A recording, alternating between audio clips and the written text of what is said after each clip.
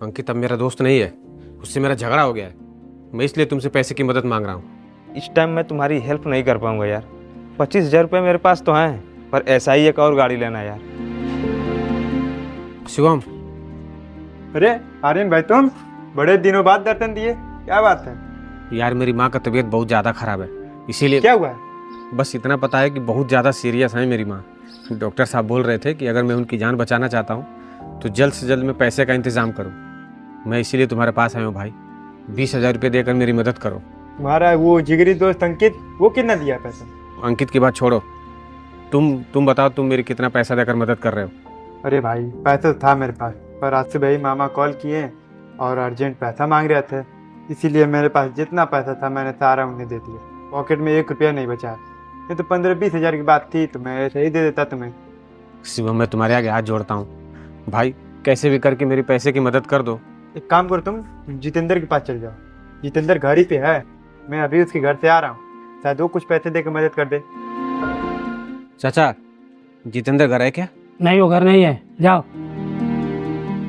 क्या देख रहे हो? बोल रहा हूँ नहीं घर में है, जाओ। एक बार घर के अंदर जाके देख लेता हूँ। मैं बोल रहा हूँ कि वो घर में नहीं है, तो बात समझ में नहीं आ रही है। शिवम बता रहा था कि जितेंद्र घर में ही है, मैं इसलिए कह रहा हूँ कि एक बार घर में देख लेता हूँ। हाँ, घर ही में है तो नहीं मिलने दूंगा तुझे उसे। मुझे पता है तू घूम घूम कर पैसे मांग रहा है। पैसे क्या पेड़ पे फलते हैं? नहीं पैसे देने दूंगा उसे।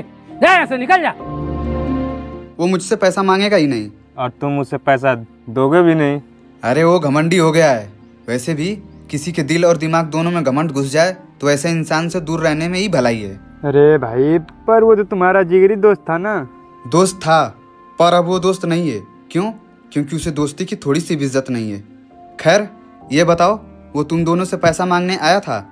अरे भाई, मेरे पास फूटी कौड़ी नहीं है, उधार पैसे लेकर खुद ही खर्चा चला रहा हूँ अपना।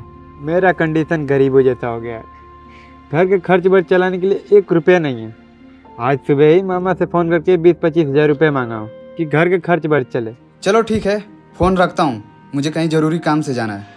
जब मेरी मदद करनी ही नहीं थी तो वहाँ पर दूसरी बात, और यहाँ पर बैठकर तीसरी बात क्यों कर रहे हो? जब अपने जिगरी दोस्त से दोस्ती नहीं निभा पाए, अपने घमंड के चक्कर में दोस्ती ख़त्म कर ली, तो तुम्हारे जैसे घमंडी इंसान का हम लोग मदद क्यों करें?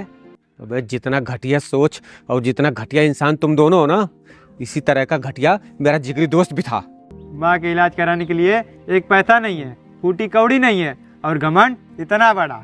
अबे बस करो, चलो यहाँ से। जा कहीं से भीख मांग। चाचू, आपके फ्रेंड आए थे, अंकित अंकल, आपको पैसे देकर गए। चाचू ये लो, दादी का इलाज करवा देना।